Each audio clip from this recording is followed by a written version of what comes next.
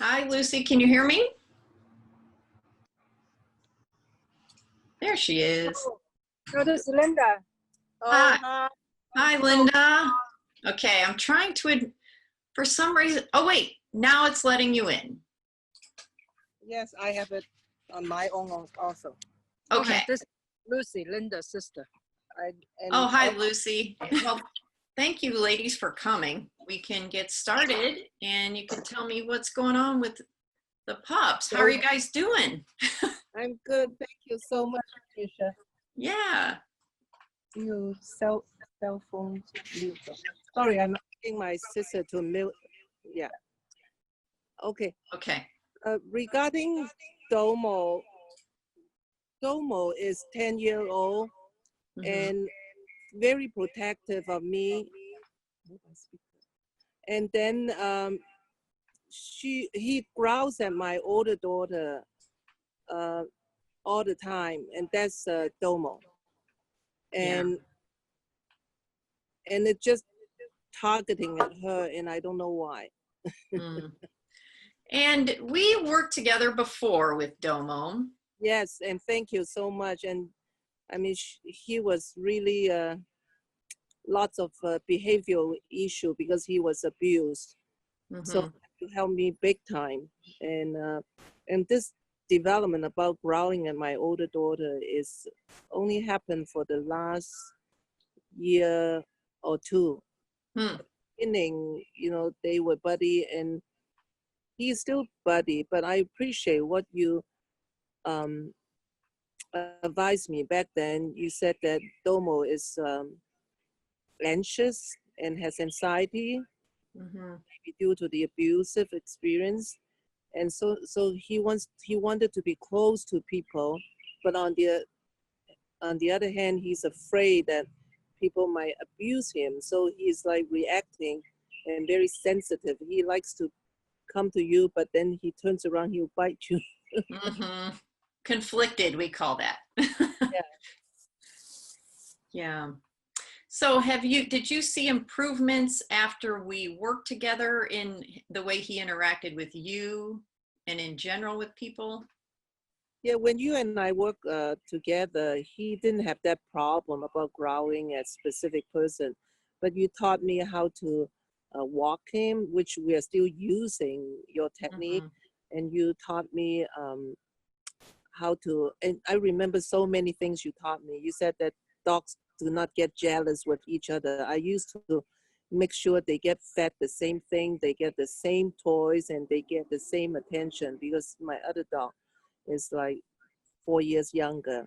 But you taught me all those, and it worked out beautifully. So I didn't feel guilty since then about treating them maybe differently.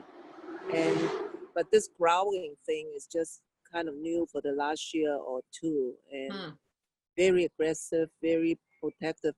But one thing I do want to share, my daughter, when before, probably a year ago or two, when Domo growls, then she would videotape him and then show it back to him, and that got him more mad. So I don't know whether there's also another reason that he remembers those incidents. I'm not so sure. And I remember before he had some aggression issues as well. Yeah, and you taught me to give to have a small leash, and then whenever he misbehaves, and don't scream and don't yell, just take the small leash and put him behind the fence, and that worked. But for some strange reason, I do not know why he targets one person. Okay, and that was, you had an X pen set up, and then that was his. You put the dogs in there, and so this just started with your daughter in the last 2 years. Right. Yes. And they didn't have any problems before? No. Okay. No, even now that he might be getting on her lap, and then and then for 2-3 hours and snuggle, I mean, by her side. Oh, one thing that I forgot to say, he growls usually when I am there, Mm. but very aggressive. He would jump up and growls and feels like he wants to attack her. So he's on her lap when you're not there. He's okay, and then if you Right, come in, he turns. right, right. Okay.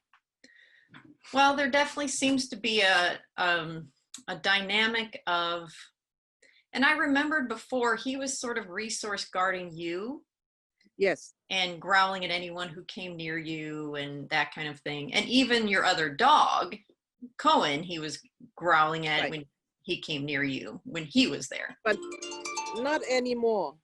Okay. Not anymore with the other dogs, and a lot less with the other people.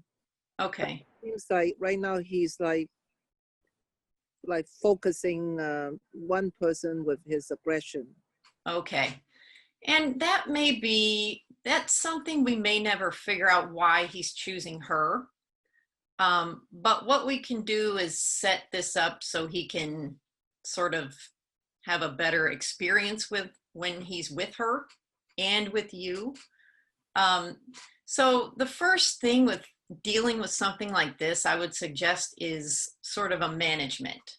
So if he's on her lap and you're about to come in, even before you come in, I would have her put him on the ground and stand up, so then he doesn't have to get upset when you come in and feel like he has to guard you and attack her. So that would be sort of a step one, is managing them together so that we don't create this repeated aggression cycle. Does that make sense? So what if I am sitting with him and then my daughter walks in? Usually that's when the aggression happens. Oh, okay. So it's when he's with you. Yeah. No, Now, can do I you, can oh, I also share some of my observation? okay. I'm Linda's sister. I came from China and stuck with this COVID-19. So I stay in Linda's home for almost three and a half months. Wow. My observation is the way that Domo, being mean to Eva, the daughter, it's sometimes because Eva will discipline him. When he grow, Eva said, "Oh, Domo, don't." That kind of behavior. So I find out that Domo, and also because Eva body feature is very big, and then and I realized also the eye contact with Domo will scare him. So one time when Eva disciplined him and asked him to go back to the fence off area, he keep on growing for about 10 minutes, hysterically. And then after that, he went to the bed and then stayed there and he started shivering, very scared, shivering. So my behavior to Domo is every time he grow, I would say, relax, relax. And then I felt that Domo start calming down, even though he might not understand what relax mean. I think the tone of stopping him also either irritate him or calm him down. What do you think about that? That is very accurate, because usually when a dog initially targets a person, the person reacts back and then the whole thing escalates. And now the dog learns an association with that person of, oh, well, she's going to get scared and I'm going to be scared, and it's just going to feed itself into this cycle. So with you just being calm and unafraid, Domo learns that you aren't going to do anything scary and unpredictable, so he can trust you. And that would be something with Eva to work on, is building the relationship between him and her so that he can trust her and she doesn't feel the need to react or be afraid of him. So may I also ask that I heard that dogs have memories that are like everlasting. So if for whatever reason that Domo has a bad memory from maybe one incident, maybe she was raising her voice. I mean, is it possible to erase that from his memory or from your handlings of thousands of dogs? Do they forget, or do they keep that memory in their memory bank as a defense mechanism? Yeah, I think of it more like their learning is sort of association based. So when they have an experience with something, they create an association with that thing. But that also means you can change the association to some degree. So like if Domo's afraid of her, and that's his first experience with her was maybe something that caused him fear, we just have to make the next experiences something that is good for him. So maybe she walks through the room and he's there, and if he's not growling at her, she can toss a little piece of kibble or a treat and walk away. And that makes her more predictable and positive for him, so that she doesn't put any pressure on him because she's not trying to engage with him in a way he's not comfortable with yet. She's just ignoring him, which is the most comfortable for a dog. And then oh, I've got Ika here. Can let Ika in. Yeah. Get the whole family in. But then she tosses a treat, which is positive as well. And then she leaves. So now he understands, like, oh, she's not going to try to make me do anything I don't want to do, you know, at this point.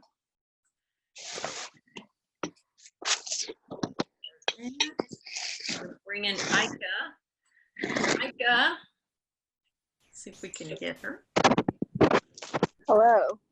Hello. Hi, I'm Ika. Hi, Ika. And you also live in the house? I do live in the house. Okay. And what are your experiences with Domo? I think he just has a lot of anxiety and has aggression due to not only abuse, but poor training of feeding off the table. Oh, so here's another thing we have going on. So what is this?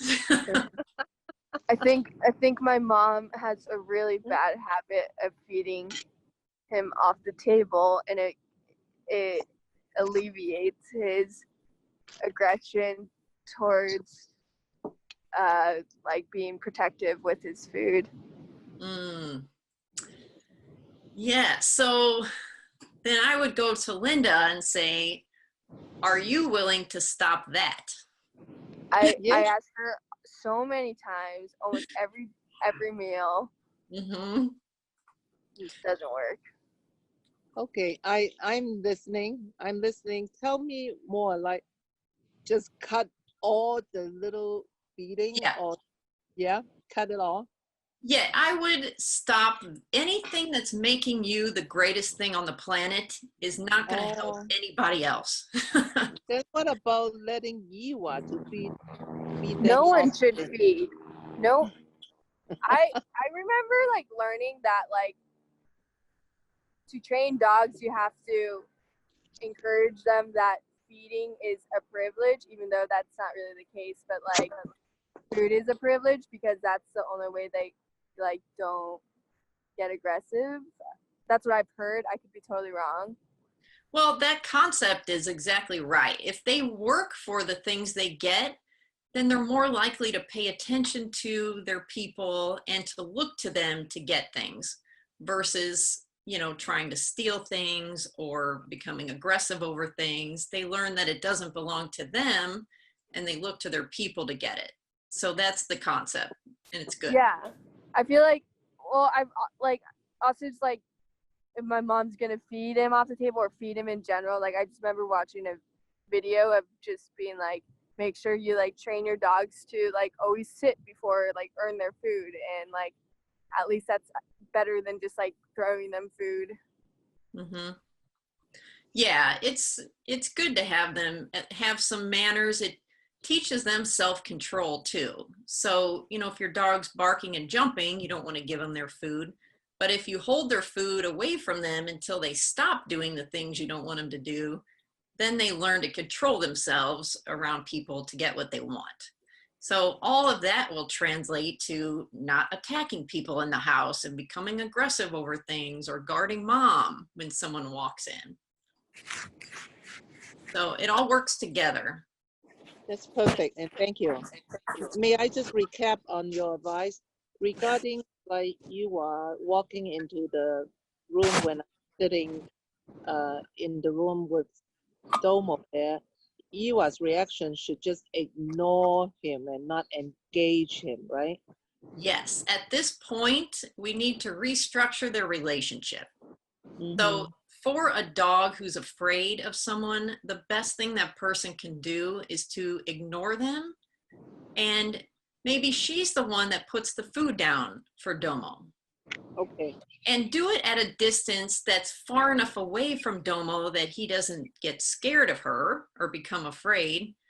And just have her set it down and walk away. And don't try to interact with him. Then what about like when he becomes very aggressive? So she should usually we just tell Domo go leave, and then I mean of course we raise our voice a bit. So in that situation, both of us should just walk away and we can talk in another room. Does telling him to leave work? Does it make him stop what he's doing? It does, but he's very upset. Well, When- 60% of the time, I feel like he actually does listen. The other 40%, he just like stops and then barks or growls. But I also have like realized like sometimes I'll like when he's barking, I'll just like tell him to like sit instead of being like super aggressive with him, and he'll like sit and calm down a little bit. That's great, because that gives him something to refocus on, and then that's something he's used to being rewarded for, either with attention or a toy or a treat or whatever, and that's a positive thing for him. So you give him a good thing to do instead. That's perfect. I do feel bad because I do know not only like I'm sure you've heard that he was just abused by someone in our household, just kind of like just due to like don't sit on the couch or like you did something wrong, I'm gonna kick you. And so I definitely think that was a trigger for or like a initiation for a lot of things, but I don't think we knew how to discipline him well. Like every time he growled, we like put him in the bathroom or like spanked him like lightly, but like I think that ended up creating really aggressive behavior, and we didn't really understand that until like reading about it. And so it's kind of like it is definitely I think on us as well for not knowing how to train our dog properly, because they're not really like humans. Because like as I being a kid, for me, like getting spanked when I did something wrong, like that obviously made me stop, and that didn't make me aggressive, because it wasn't like, you know, I was being spanked all the time. It's like once a year or something. So I think just like being conscious of that, we were also very much of a reason why he behaves the way he does, I think encourages me at least to be a little bit more patient with him. Yeah, and remember too that like you being spanked by your parents, that's coming from a place of love because they want to teach you healthy boundaries. Yeah. But abuse comes from a place of anger and rage and fear. Yeah. And so that's going to Domo, but it's also going to you guys too, having to live in that. And that creates an environment where you're not able to figure out solutions to problems very well, you know? So if you have a dog who's, you know, in that situation with you, you're not going to be in a very rational place to come up with a good solution for your dog. So, you know, take that guilt off yourselves, because that's, the whole situation is chaotic for everybody. And you weren't in a frame of mind to help your dog, let alone yourselves, you know? So, but now you can. Now you can give him, you know, we can't undo what happened, just like we can't undo what happens to us in our past, but we can choose to move forward in a way that works best for everybody. So like with Domo, what I would do is keep him on a leash. Remember before, Linda, how we had him on a line that he could, you had a way to get him, like get control over him. So I would have him go back to that, dragging a line around the house. So you have a way to control him. If he becomes aggressive, you pick up the line, you lead him into his safe place. You could put up the X pen again if it's not still up, put him back in there and give him a place to calm down. I think the hard part is even just getting him on a leash right now. Oh, yeah. Well, Linda could probably do it. And then we don't take it off until, you know, if you leave him alone, you can put him in his pen and take it off. And if you can't take it off, it's not going to be the worst thing in the world to leave it on him. It will be better for him to be contained than to be loose in the house acting crazy.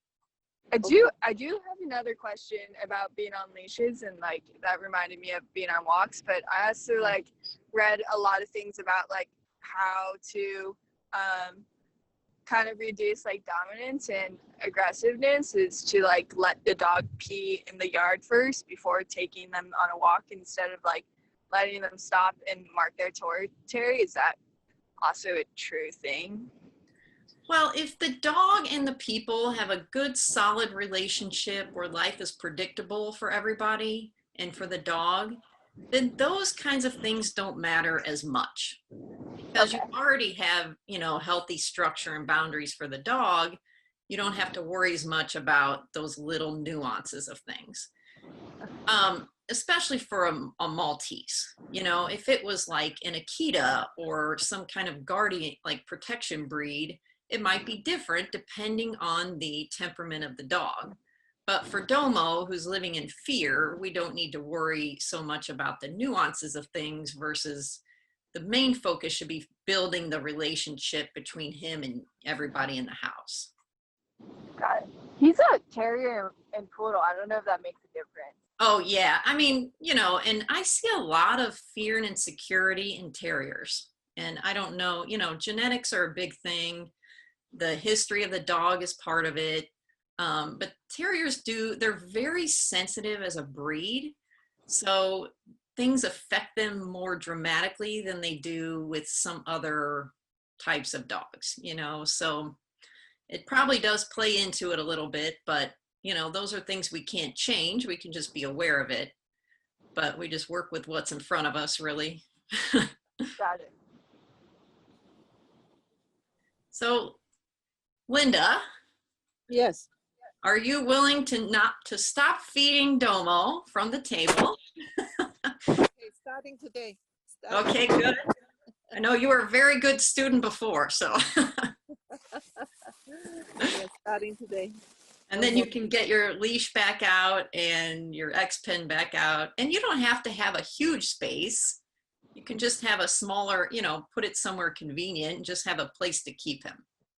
He still have the same pen area that you set up for us. Okay, good. It's still there, right there. Okay, and they still go into it willingly and they like it in there? Yeah, he's fine. He doesn't mind going to the pen. Okay, yeah. So when he gets upset, which comes out through growling or aggression or anything like that, put him in his pen. Okay. Just give him a break. And then in his pen, everybody ignores the dogs. Okay. All right. I think it's helpful about the non-engagement because we do engage with him every time he growls.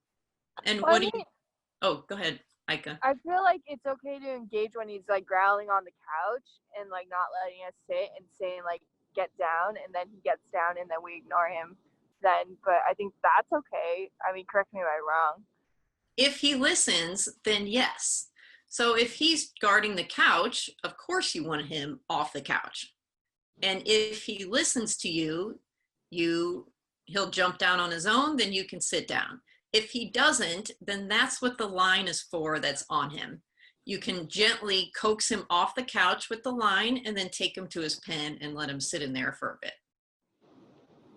I like your gentle line approach because he is fearful, even if any of us saying that get down, and then that really scares him. So maybe we'll try, this line approach and just not engage and not get upset and just,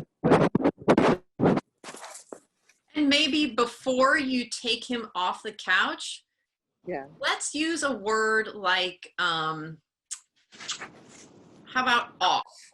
We'll use off to mean, let's get off the couch now. And when you say it, it's gentle, it's not angry, or it's just a very neutral tone, like off. And then that tells him he's about to come off the couch. So then it becomes a predictable thing. So he growls, he's scared, you tell him off, he knows to go with you off the couch, and eventually, probably the more you do it, when you say the word off, he's just going to jump off on his own. Okay, let's try that. Thank you for the advice. Yeah. Yeah, he's a cute little guy. Just has some baggage attached. Yeah, thank you. Lots of baggage. Are we allowed to ask another question, which you might not know, because I'm just curious. Have you seen any dogs that do not like drinking water? I've seen dogs that become afraid of the bowl. Oh, maybe. Here's a thing I've seen with little dogs. Sometimes their tag will hit the bowl and make a sound. And if they're very sensitive, it scares them away from the bowl. Okay. So I've had people switch to a plastic bowl or something like that and just change the bowl. And sometimes that makes a difference. Okay, understand. All right. Yeah, so think about that. Like what might be causing him not to want to drink out of the bowl? Yeah. Okay. Yeah, that's a good question. So does that help with giving you something to work on? Yes, it's priceless as before. And everything you said is amazing. I mean, with so much wisdom. And thank you so much. Oh, good. Well, yeah, if you want to start doing training, let me know. But just start with that, and then I'm going to check in with you in a week and see how you're doing. Okay, sounds good. Thank you. Well, thank you guys for joining me on this. Sorry it took so long to get you in here. No worries. Thank you so much. Appreciate it. Okay, everybody. Well, you're doing great. I know you got a tough cookie there. Yeah, thank you so much. Appreciate this. Yeah.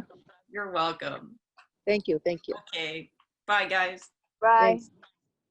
So we'll just stop there for today. That was very brave of these 4 women to come on and talk about their little doggy. And he's got a lot of issues, but you know, that's what makes dogs interesting to me, is how do we tackle these things? So, okay, so that's it for this week. And then hopefully I'll see you guys next week with a lot less issues on Zoom. And yeah, so 10 o'clock Pacific Standard Time, and I'll see you next week. All right, bye-bye.